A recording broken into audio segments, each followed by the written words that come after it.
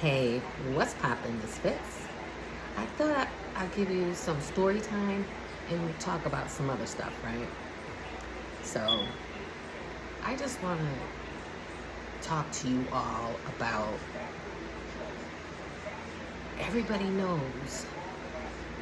Well, I want to say the people who know me know that I'm a content creator and I put my content on video, right? And I talk about everything. I talk about absolutely everything.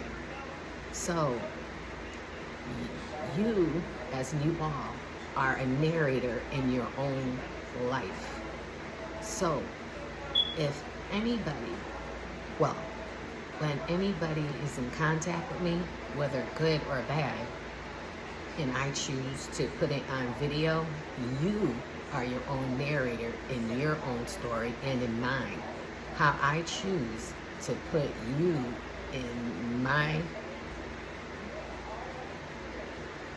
book, in my videos, is on you, because you know that I'm a content creator and I am writing my life story, my content on YouTube and all my platforms.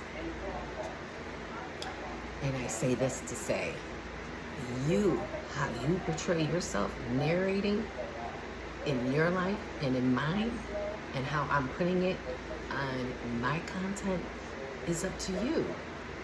So you cannot be mad at me, how you portrayed yourself in our lives.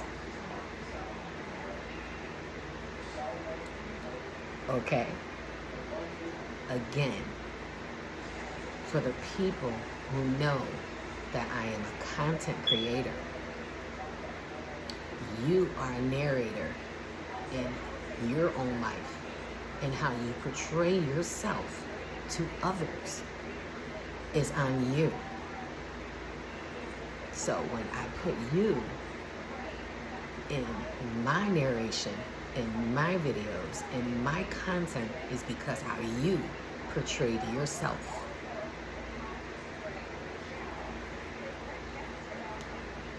How about that? You can't throw the rock and hide the hand and act as if nobody is going to talk about it. You can't do that. Because there are people out there like me who's writing, who is formulating content about their lives. Now, I can't help how you are portrayed in my book, in my narration of life. I'm only stating facts, and I don't put lies in any of my videos. Everything I say is truth. So how you are portrayed in my life, you are a narrator in everybody's life. You control how people can see you, of how you put yourself out there. So you always have to be aware and check yourself.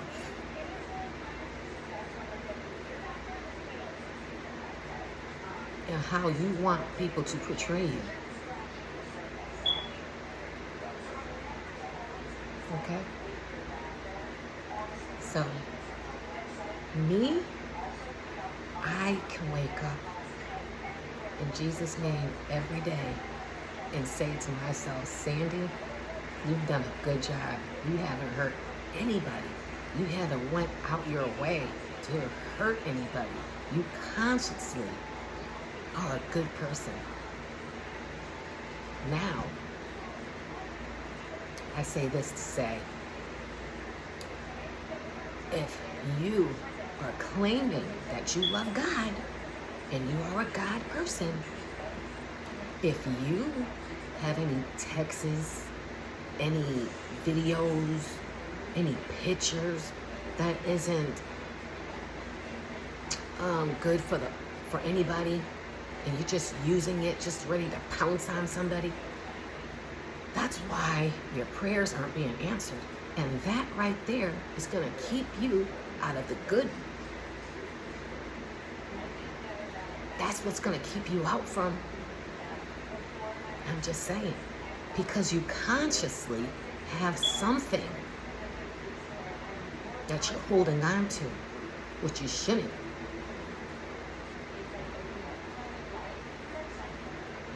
You cannot love God and preach about God if you are holding on to anything. Not just pictures, not just text, not just photos. If you are holding on to anything that can hurt somebody, mentally, physically, socially, any of that, that is something that can keep you out of with God. I hope that you understand that. Me, I don't have anything because I talk about everything. That is truth.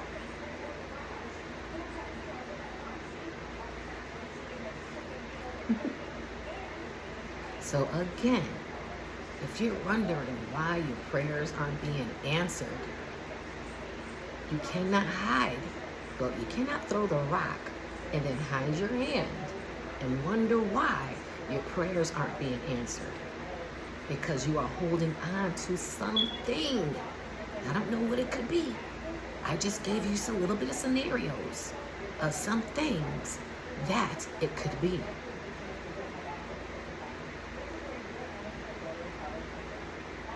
Now, I just wanted to clear the air on something. My first husband, first of all, we were young. I think we got married at 23, 24. I don't know.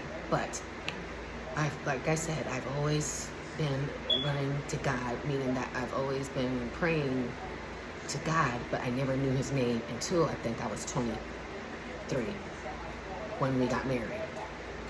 And once I learned his name, I kept using his name always. And I used to smoke. Once I learned his name and I knew that smoking was bad and God would be mad, I stopped smoking my second Bible study. So now, mind you, I'm married with my children's father, and we're going to the hall, church rather, you guys call it, and having Bible study. And I quit smoking my second Bible study. He was still smoking, he was drinking, So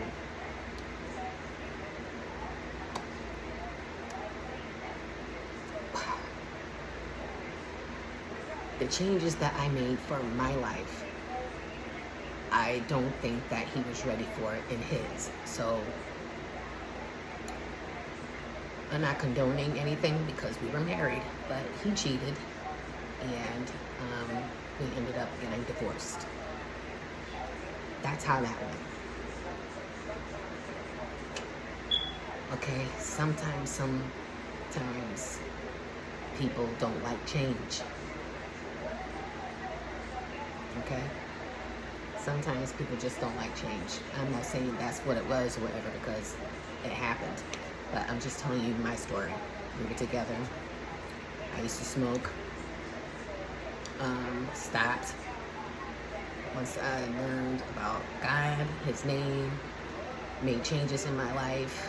My husband and I, we were at the hall, church, everything, whatever.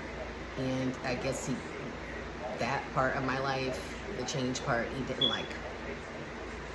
Okay? So, on to the next thing. I've always been somebody who has tried to upgrade my life. An entrepreneur.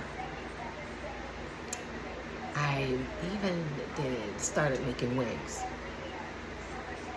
Ms. MZ Fancy Wigs, right? Because I want to make my own money.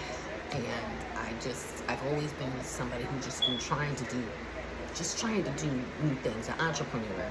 I even did an open mic night, you know what I'm saying, for one night. I liked it. And now, you know, I'm a content creator. I've been doing this for years. When Vigo was out, Vigo, when Vigo was out, and that's not even here no more, but that was my first platform, Vigo. And I've always been somebody who's just been trying to just upgrade myself. So, an entrepreneur. And I just now just looking at everything.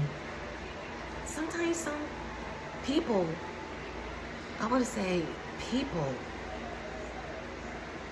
who I come across, because I have grown so much, people don't like change. A lot of people just want to talk about the old you. Some people don't like change. You know, I had this one person, I'm always probably going to keep talking about this person, this ex-friend that I had. You know, because when we went out, when we got back together again, you know, talked and everything, and when we went out, she was talking about some old that didn't make any sense to me because it was old. It was so many years ago. And I was like, damn, saying to myself, it's years ago that you're talking about something, and you're not talking about how refreshed that I am, right? That I stopped drinking, right? And I only stopped drinking because I'm not having fun with it. I wasn't having fun with it because my daughter passed, and I just kept crying all the time. So I'm not saying I'm never going to drink again. I'm just saying that I stopped drinking right now until I can get myself together. So she's talking about some old shit that didn't make any sense, right? Instead of saying, damn, Stina, you know, you're really doing good, you know. And mind you, she knows that my daughter passed, and it just hit 2 years that she passed. So that's how even vindictive, you know, my ex-friend is. She's not talking about, you know, damn, Stina, you're really doing good. You know what I'm saying? I'm very proud of you. You know what I mean? You're really trying to do something for yourself. You know, you stopped drinking. You know what I mean? You're getting yourself together. No, none of that happened. People don't like to see change because they're still living their life as doing nothing for themselves. Because honestly, she is in a relationship that she's cheating on. She's cheating on her kid's father. They live together, and they're both cheating. She's calling, crying to me about her Chijo, her ninja, that he broke up with her. But she's living in a household with her kid's father. And I'm like, you're crying about your Chijo because he broke up with you, but you have your kid's father, you guys living together. I don't ever want to be in a position to where I'm living with somebody and I can't get myself out of it. Let's just make that very clear. And so she's worried about them being funny on an outing that we had, you know, and not talking about something good that I'm doing, rather than worry about her own relationship. You see where I'm going with this? People rather talk about the old person instead of the new person that you are becoming. Some people are just evil. And I want to say that when I seen this, and I want to say this because I want people to be like, oh my gosh, you're talking about ex-friend again? Yes, I am. I'm probably going to say this probably for the rest of my life. I don't know. But I'm telling you all this because it's my story, and this is how it goes. And sometimes I forget to mention stuff, and I want to mention it now, so that way I don't have to mention it again. So I probably won't say it again.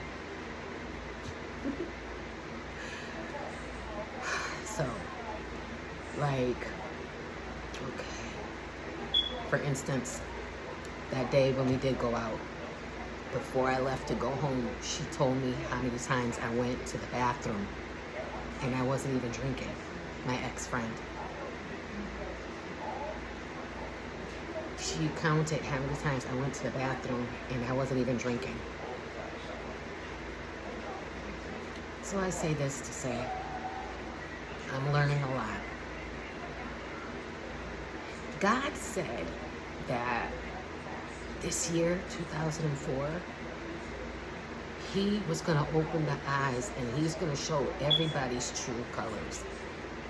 Probably not in that way, but He was going to open everybody's eyes and to see what well, like I said the last time, see everybody's true colors. And my golly, yes, He has. I have opened my eyes to a lot, to where I'm like, damn,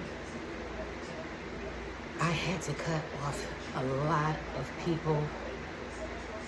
And it's crazy because even my ex-friend, right? I blocked her off of Snapchat and Instagram. I left Facebook open, right? Just to see how long she was going to keep me on there until she did finally block me. Thank you. But this is the year 2024. God is showing everybody, and I hope everybody is using their discernment. I really do. Your discernment is what guides you through life. Using your discernment. When God blocks it, keep moving. I'm going to say, I've learned a lot. I've learned a lot because I'm going to tell you this, that can stop a lot of people. And when they say it walks and quacks like a duck is a duck, it really makes sense. You got to take people what they really are. Do you get it? If somebody is showing you themselves, believe it. You can't mirror and be like, and project and be like, no, that person is really not like that. You can't say that. Because whose fault is it if they're showing you who they really are?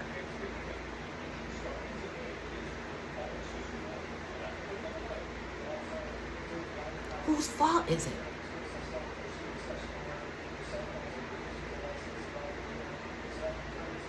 Huh? Whose fault is it if they're showing you who they really are?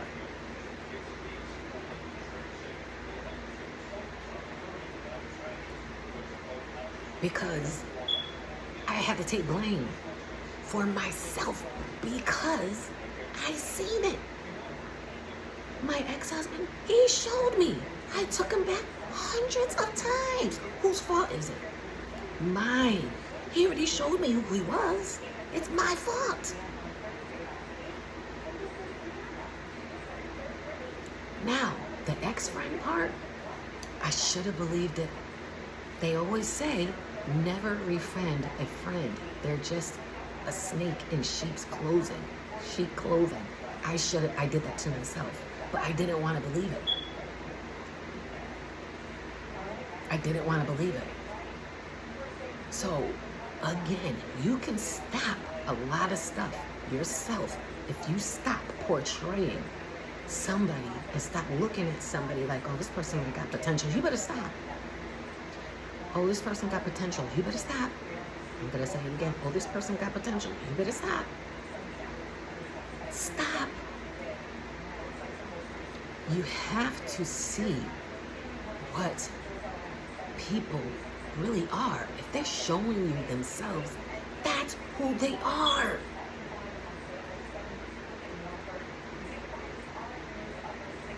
You better stop. Because me, I stayed in a relationship for 18 years thinking this person had potential. And this person, this evil, I don't even want to say he's a person, this evil, vindictive narcissist that you guys have no idea that I didn't even tell anybody. He's done a lot of stuff. He's hiding a lot of stuff. And I should have never took him back all those times. It was me thinking that this person can change, and you cannot change a narcissist. Mind you, I didn't even know what a narcissist was until this last time. You cannot change an evil, disgusting narcissist. You just can't.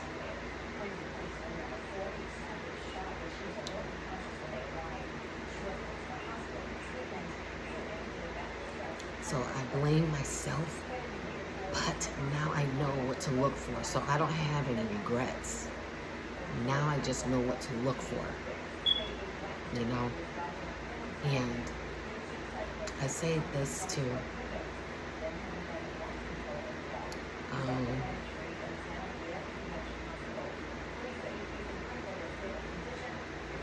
kids see everything, even when you think that they don't, right? And if you're in a two-family household, or even one, and there's income coming in your household, and there's no unemployment checks because you haven't worked to get any unemployment checks, kids know, and they're asking questions. Where all this money coming from? And both of y'all ain't working, or this one parent ain't working. Where is this money coming from?